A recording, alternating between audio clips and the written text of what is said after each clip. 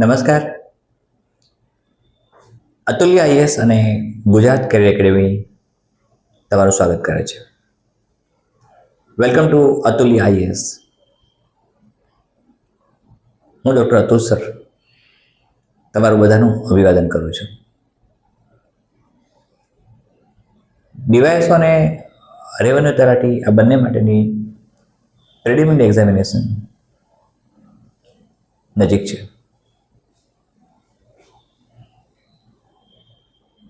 હું જાણું છું અને હું માનું છું તે પ્રમાણે તમે બધા જ અત્યારે પ્રિલિમિનરી પરીક્ષાની તૈયારીમાં એકદમ વ્યસ્ત છો અને વ્યસ્ત રહેવું પણ જોઈએ. મિત્રો, કોઈ પણ સ્પર્ધાત્મક પરીક્ષા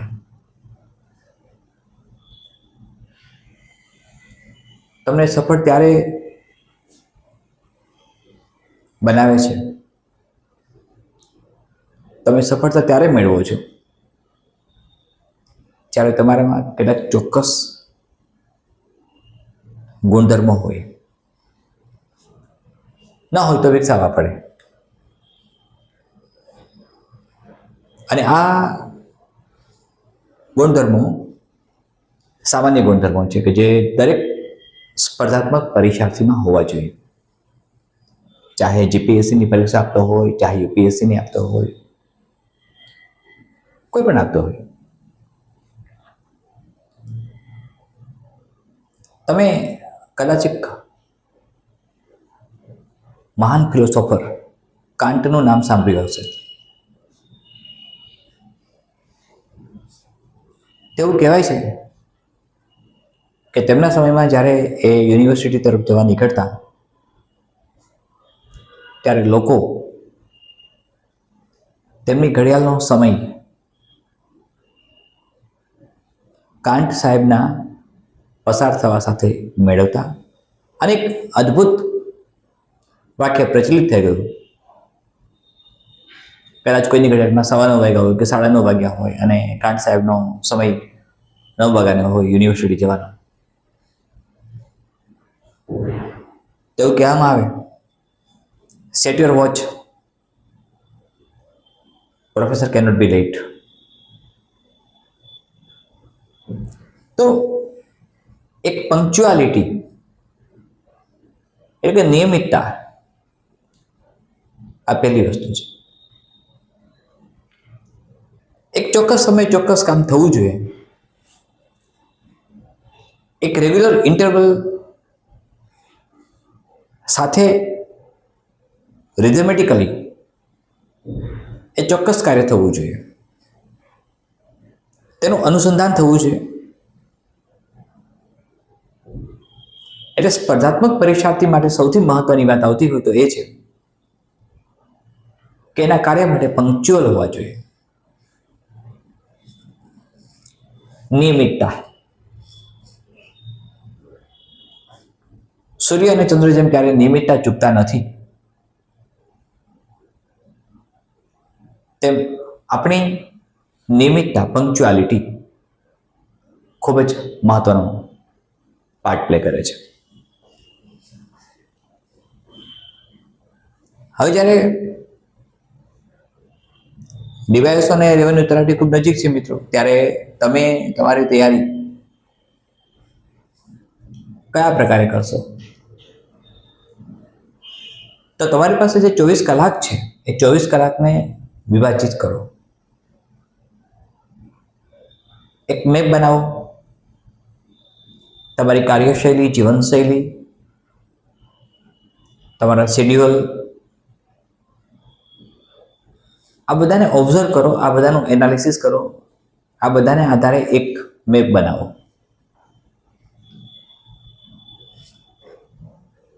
આ બધામાં એટલે કે 24 કલાકમાંથી તમે કેટલી કલાક તૈયારીઓ માટે આપી શકો છો, વાંચન અધ્યયન માટે આપી શકો છો, એ પણ નક્કી કરો. મર્યાદિત સમયમાં તમારે અમર્યાદિત કામ કરવાનું છે. એટલે પંક્ચ્યુઆલિટી,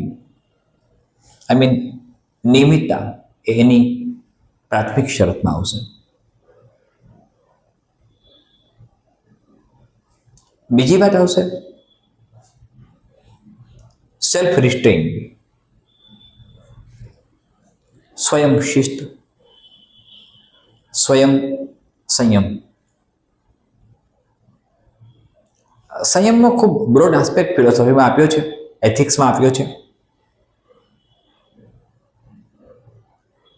અનેક પ્રકારના સંયમ હોય છે. વાણીનો સંયમ, વ્યવહારનો સંયમ,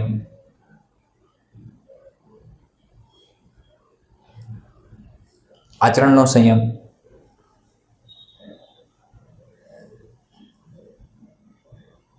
રિમેમ્બર ઓલવેઝ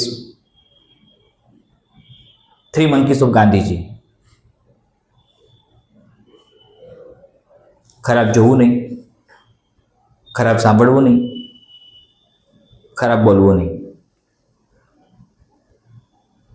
તો આ 3 પ્રકારની જે ગાંધીજીએ વાત કરી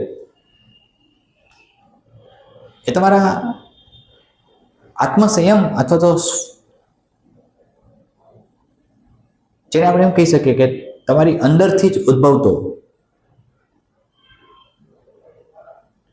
એક એવો વિચાર છે જે તમને સંયમિત જીવનશૈલી સાથે સંયમિત જીવન પદ્ધતિ અપાવે છે.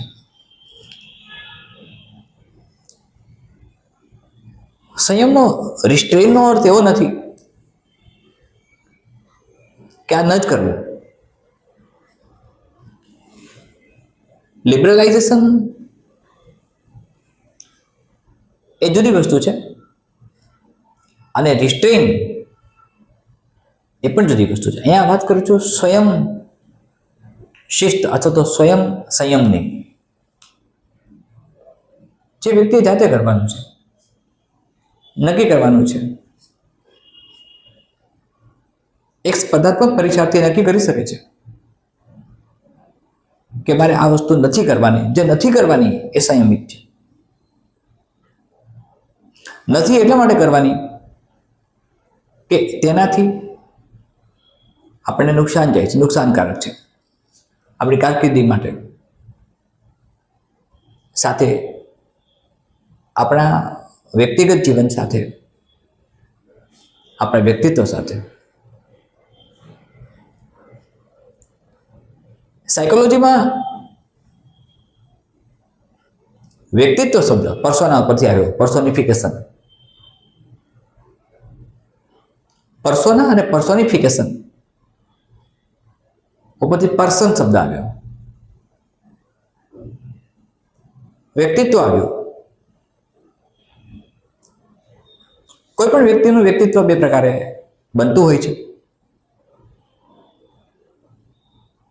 એક જેનેટિક અને એક એન્વાયરમેન્ટના આધારે. જેનેટિકલી આપણને કેટલાક કેરેક્ટરિસ્ટિક્સ મળે છે, કેટલાક ફીચર્સ મળે છે. તમને મળેલી હાઈટ, તમારો દેખાવ, તમારો આઉટલુક, તમારો સ્વભાવ,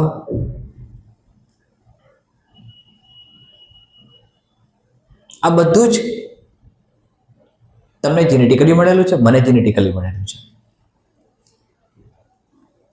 વ્યક્તિત્વના નિખાર માટે કે વ્યક્તિત્વના ઘડતર માટે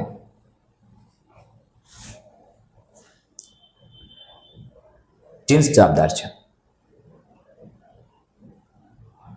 હવે સેકન્ડ ફેક્ટર એવું એન્વાયરમેન્ટ.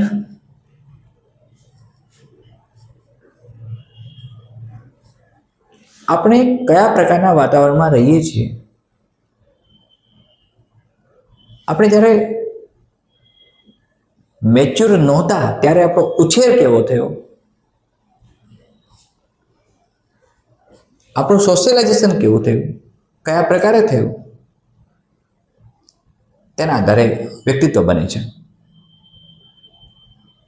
તો વ્યક્તિત્વ 2 પ્રકારે બન્યા, એક જેનેટિકલી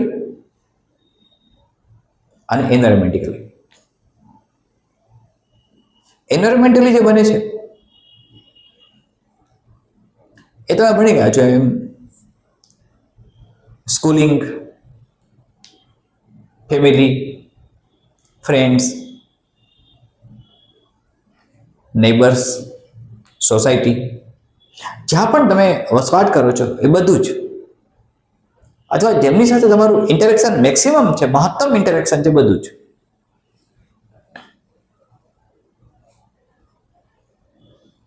જે એન્વાયરમેન્ટ સાથે કન્સર્ન કરે છે. અને એટલે જ કદાચ વિવેકાનંદે કહેલું, give me 100 Nachiketas, I will change the world. Give me 100 Nachiketas, I will change the world.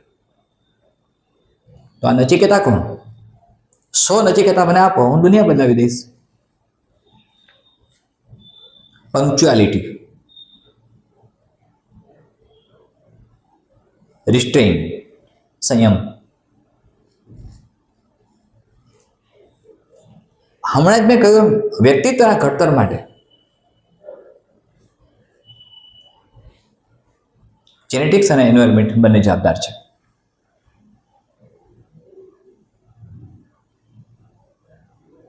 કોઈ પણ વ્યક્તિ કેવો બને છે તેની આસપાસનું વાતાવરણ પણ નક્કી કરી શકે, તેને નક્કી કરાવડાવી શકે.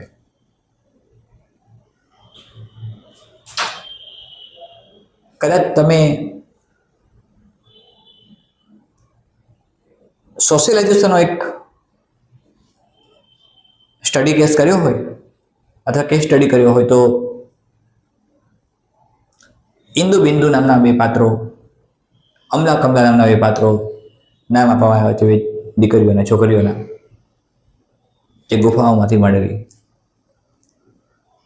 North East એરિયામાંથી. હા, અમલા કમલા, ઇન્દુ બિંદુ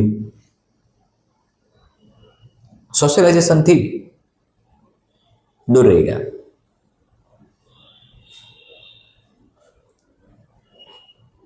તો એક સોશિયલાઇઝેશન આવે છે, સામાજિકરણ.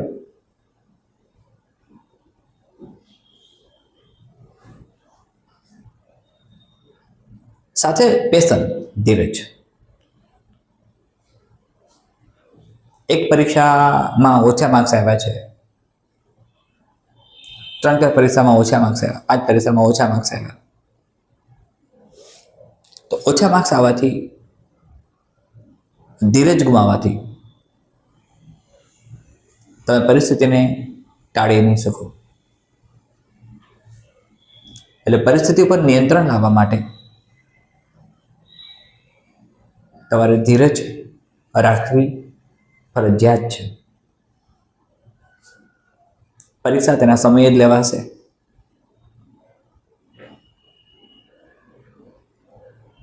અને એકદમ ધૈર્યપૂર્વક પરિસ્થિતિને નિહાળવાની છે અને તેની સાથે એકોમોડેટ કરવાનું છે.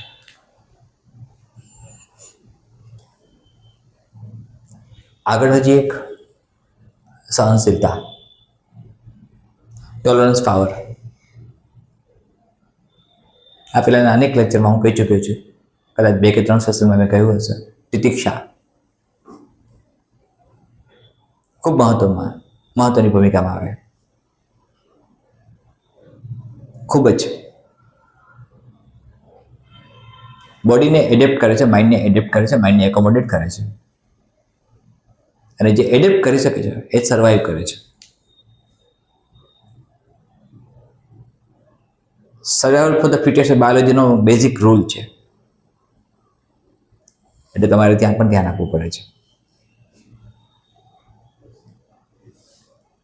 તમારી સહનશીલતા, ટોલરન્સ,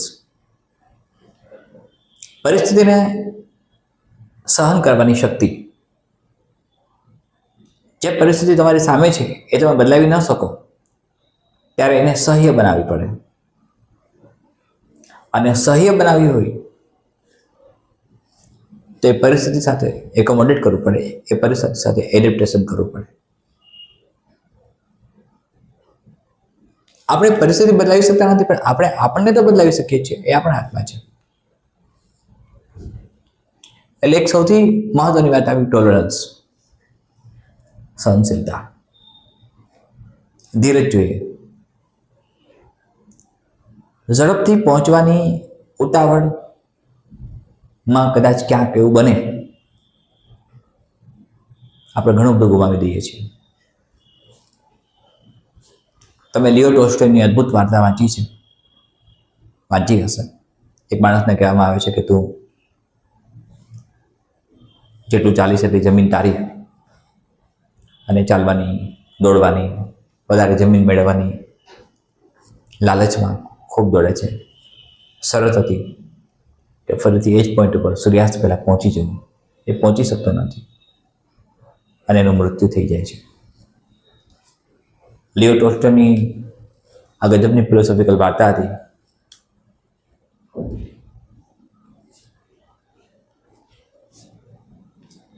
ફિલોસોફી વર્ડ જ મિત્રો ફિલોસ અને સોફિયા પરથી આવ્યો. Philos means love and sophia means knowledge, જ્ઞાન અને પ્રેમ. સાથે તમારામાં આત્મસમર્પણ, સેલ્ફ સરેન્ડર કરવાની વૃત્તિ હોવી જોઈએ. સરેન્ડર કોને કહેવાય? શરણાગતિ સ્વીકારી એટલે કયા પ્રકારની શરણાગતિ? લોકનાયક જયપ્રકાશ નારાયણે ચંબલના ડાકુઓને શરણાગતિ લેવડાવી સભ્ય સમાજમાં સ્થાન આપવાનો પ્રયત્ન કર્યો. એક કન્ડિશન હતી,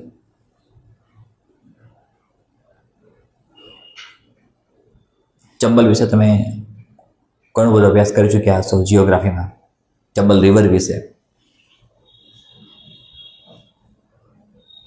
હવે આત્મસમર્પણનો અર્થ એવો થયો કે તમે તમારા કાર્યને સમર્પિત થાવ છો. લાચારી નથી કરતા, વિવશ નથી, હેલ્પલેસનેસ નથી તમારામાં, પણ તમારા કાર્યને સમર્પિત છો. તમારી કાર્ય નિષ્ઠા ગજબની છે. તમે વાંચો છો ડીવાયએસઓનું, હિસ્ટ્રી વાંચો છો તો તમે હિસ્ટ્રી માટે સમર્પિત છો. જીઓગ્રાફી વાંચો છો તો જીઓગ્રાફી માટે સમર્પિત છો. જે પણ અધ્યયન કરો છો એ અધ્યયનમાં તમે ઇન્વોલ્વ છો. તમારું 100% ડેડિકેશન છે. એટલે એ શરણાગતિ થઈ કે જેમાં તમે તમારા કાર્ય માટે સમર્પિત થાવ છો, તમે સરેન્ડર થાવ છો. એટલે સમર્પણ. અને તમે ત્યારે સમર્પિત થાવ છો ત્યારે તમારું બ્રેઇનના બંને part, left hemisphere of brain and right hemisphere of brain, એ બંને કામ કરે છે.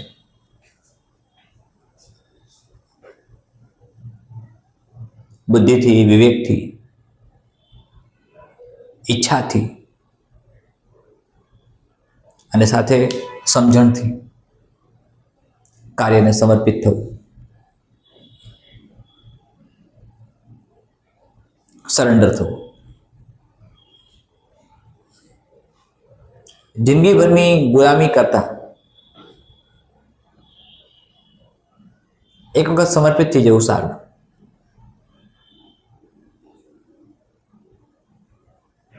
કારણ કે જેવું દેખાય છે બધું એવું નથી હોતું. જ્હોન મિલ્ટને પેરેડાઇઝ લોસ્ટમાં ગજબનું કહ્યું છે, it is better to reign in hell than to serve in paradise.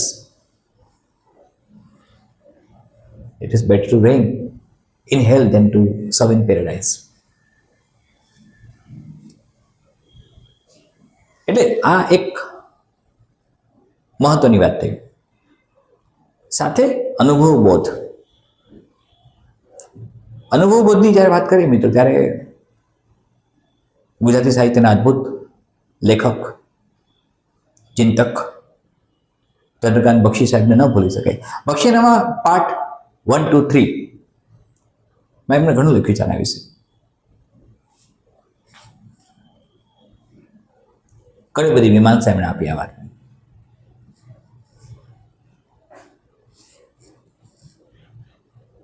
તો આપણે આ બધા જ મુદ્દાઓને ધ્યાનમાં રાખવાના છે. એક સ્પર્ધાત્મક પરીક્ષાર્થી જ્યારે પરીક્ષા આપવા જાય છે ત્યારે એનામાં બધા જ ગુણધર્મો હોવા જોઈએ. અને આ જો હોય તો આપણને સફળતા મળે છે, બેશક મળે છે.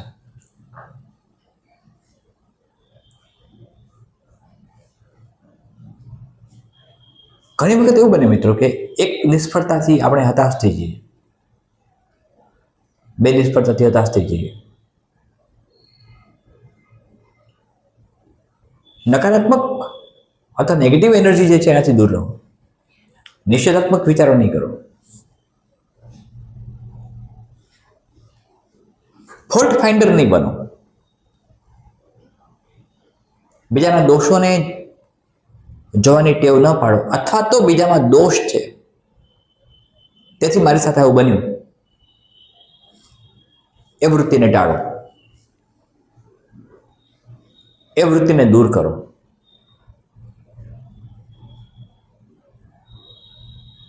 આપણે જ જવાબદાર હોઈએ છીએ. શંકરાચાર્ય ઘણા બધા ભાષ્યો લખ્યા છે. તેમાં એમણે ઘણું બધું આ બાબત પર કહ્યું છે. ભગવાન કૃષ્ણએ પણ ભગવદ્ ગીતામાં અર્જુનને કહી દીધું, તારો ઉદ્ધાર તું કર.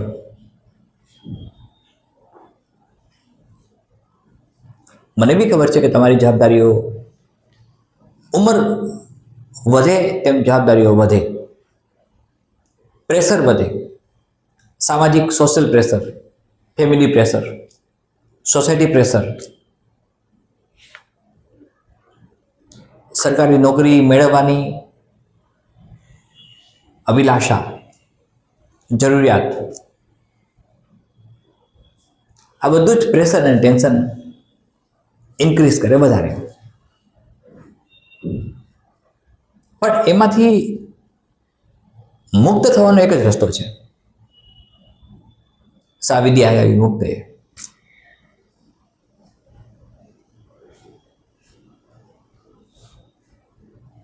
તમારા કાર્યને સંપૂર્ણ સમર્પિત રહો.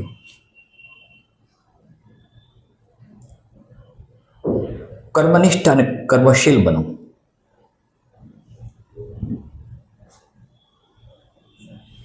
સમયને અનુસરો, સમયને અનુકૂળ બનો. સાથે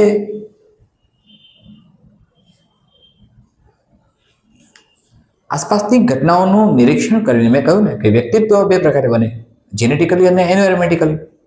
હવે એન્વાયરમેન્ટલી જે બને છે એ તો આસપાસના વાતાવરણમાંથી આપણે કેમ બનીએ છીએ. તમે જ્યારે કોઈ પણ કેસ સ્ટડી કરો છો એના આધારે જ છે. તમારું વર્તન, વાણી, વ્યવહાર, આચાર કયા પ્રકારે પરિવર્તિત થાય છે કોઈ ચોક્કસ પરિસ્થિતિ પ્રમાણે.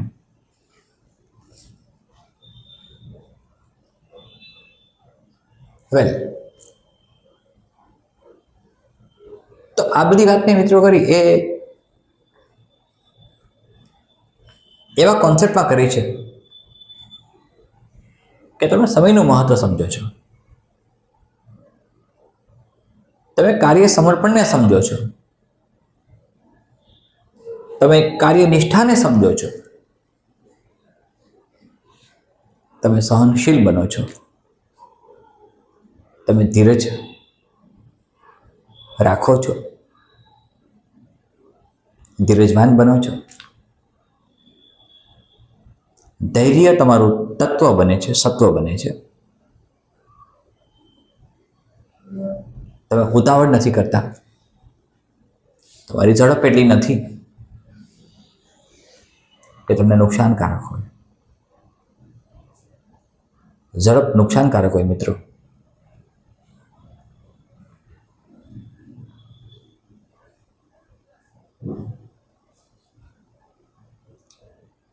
મેડિસિનમાં જ્યારે હું અમદાવાદ બીજે મેડિકલ કોલેજમાં અભ્યાસ કરતો હતો જ્યારે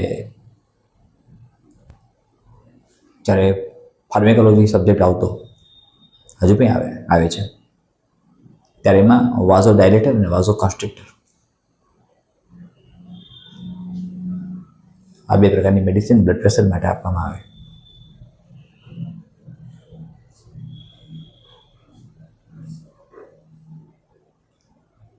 અતિશય ઝડપ નુકસાનકારક, તો અતિશય ધીમી સ્પીડ એ પણ નુકસાનકારક. હાઇપરટેન્શન તરફ લઈ જાય, એક હાઇપરટેન્શન તરફ લઈ જાય. હાઇપરટેન્શન એટલે બ્લડ પ્રેશર, તેના માટે વાઝો ડાયલેટર આપવી પડે. અને હાઇપરટેન્શન એટલે બ્લડ પ્રેશર ડાઉન થાય, તેના માટે વાઝો કન્સ્ટ્રિક્ટર દેવી પડે છે મેડિસિન.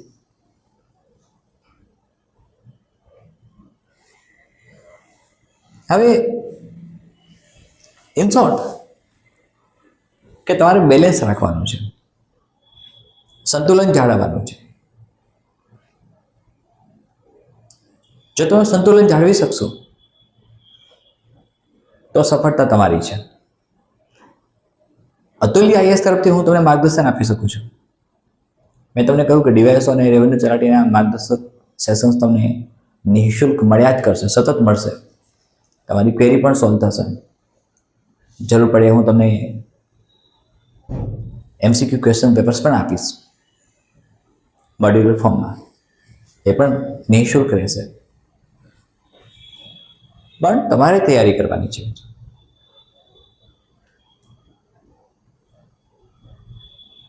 મન અને દિમાગને સ્વસ્થ રાખીને તમે તમારી તૈયારીઓમાં પ્રવૃત્ત રહો. એટલે મેપ બનાવો.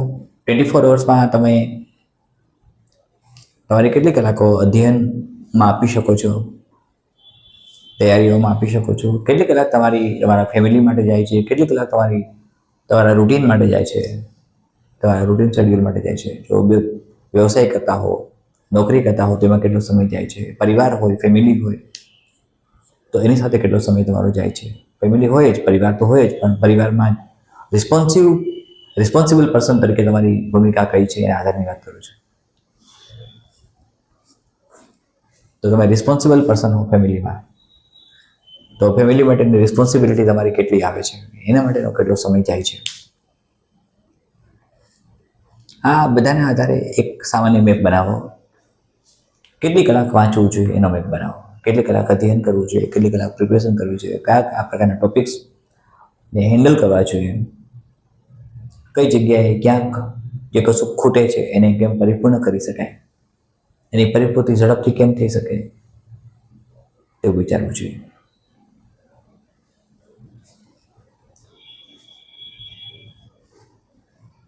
મિત્રો, પ્રિલિમિનરી રાઉન્ડ એવો હશે કે જે તમને માત્ર સ્કેન કરે છે, તમારું સ્ક્રીનિંગ થાય છે. આ તમારા સ્ક્રીનિંગ ટેસ્ટમાં તમારે સફળ થવાનું છે, તો આગળનું સ્ટેપ આવે છે. એટલે મેં કહ્યું, તમારામાં અલગ અલગ પ્રકારના આપણા ગુણધર્મો હોવા જોઈએ. અને આ જો આવી જાય, ન હોય તો એને વિકસિત કરો. જો પહેલી વખત પરીક્ષા આપતા હો તો ધીમે ધીમે એને ડેવલપ કરો. અનેક વાર આપી ચૂક્યા હો તો થોડું સંયમ અને ધીરજથી કામ લો.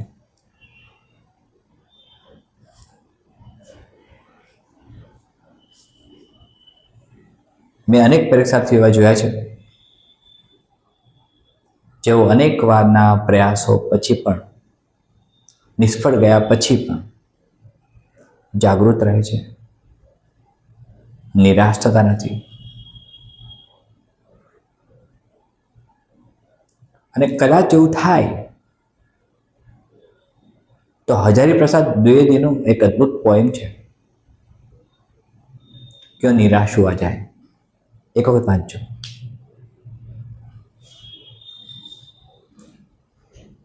હતાશા અને નિરાશાને ખંખેરીને પરીક્ષા ખૂબ નજીક છે તો શું કરીશું, સમય ઓછો છે, આ બધી વાતોને હવે અવકાશ નથી. આ બધી વાતોની ચર્ચાને પણ હવે અવકાશ નથી. એટલે સતત તમે કાર્યરત રહો.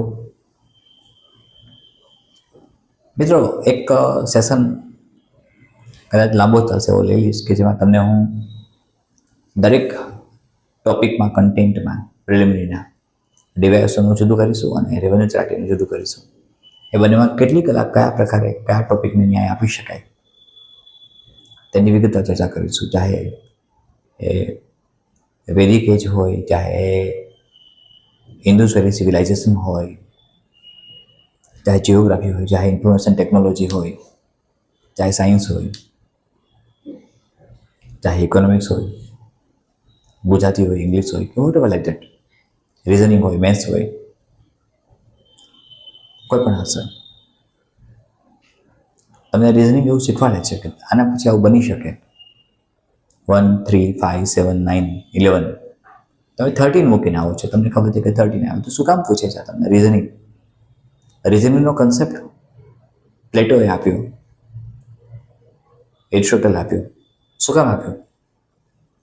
તર્ક શક્તિ, બુદ્ધિ શક્તિ, સમજણ શક્તિ આ તમને ભવિષ્યમાં બનનારી ઘટનાઓથી વાકેફ કરાવે છે કે આવું બની શકે.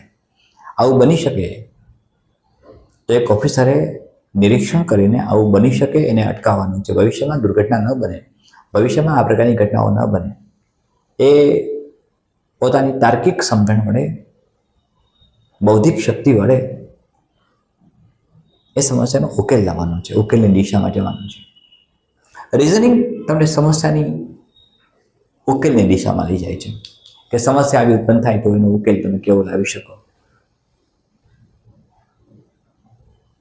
એટલે આ બધું જ તમારા માટે આવશ્યક છે અને આ બધાની એક ચર્ચા વિગતવાર મિત્રો આપણે કરીશું. સતત વાંચતા રહેજો, મહેનત કરતા રહેજો. જ્યાં પણ તમને જરૂર છે ત્યાં ગભરાયા વિના, શરમાયા વિના, સંકોચ રાખ્યા વિના અતુલ્ય આઈએએસ અને ગુજરાત કેડર એકેડમીનો સંપર્ક કરી શકો છો હેલ્પલાઇન નંબર ઉપર. આજુબાજુ ટેરિટરીમાં રહેતા હો તો ચોક્કસ મુલાકાતે આવી શકો છો. ઇન્સ્ટિટ્યૂટ તમારા માટે કામ કરશે જ. ડિવાઇસ અને રેવન્યુ ચાર્ટિંગ માટે નિઃશુલ્ક તમને જ્યાં પણ મદદની જરૂર છે એ સતત મળ્યા કરશે. મને ખબર છે કે તમને કદાચ એટલો બધો વિશ્વાસ ન બેસતો હોય કે પહેલી વખત ઇન્સ્ટિટ્યૂટ ચાલતી હોય ત્યારે એ કયા પ્રકારે રિઝલ્ટ આપે, રિઝલ્ટ ક્યારે કેટલું મળ્યું ભૂતકાળમાં. પણ મિત્રો, કોઈ તો શરૂઆત કરવી પડશે ને, કોઈ શરૂઆત કરવી પડશે. અને મને કહેતા આનંદ આવે છે કે અતુલ્ય આઈએએસ અને ગુજરાત કેડર એકેડમીની શરૂઆત સારી રહી છે. આપણા રજીસ્ટર થયેલા 20 થી 25 વિદ્યાર્થીઓ STI 3 મીન્સ ક્લિયર કરવાના જ છે, સફળતાપૂર્વક પરીક્ષા પસાર કરીને અધિકારી બનવાના જ છે. તેવું પ્રાઇમરીલી અમને લાગ્યું છે, પ્રાથમિક અવલોકનમાં પણ લાગ્યું છે અને અત્યારે પણ કહું છું કે એ ઘટના બનવાની છે. કારણ કે મેં એમના પેપરો તપાસ્યા છે અને એમના આધારે જે ટેસ્ટ સિરીઝ એમણે ભરી એમના આધારે હું કહી શકું છું આપણે યુપીએસસી પ્રિલિમમાં ખૂબ જ સારું રિઝલ્ટ આપી શક્યા. મેન્સ માટે પણ એ જ પ્રકારની તૈયારીઓ અમે કરાવીએ છીએ, હું કરાવું છું. મિત્રો, વિશ્વાસ અને શ્રદ્ધા એ પ્રાથમિક શરત છે. શ્રદ્ધા હોવી જોઈએ. જે કાર્ય બને છે એ કાર્યમાં શ્રદ્ધા હોવી જોઈએ અને શ્રદ્ધાથી જ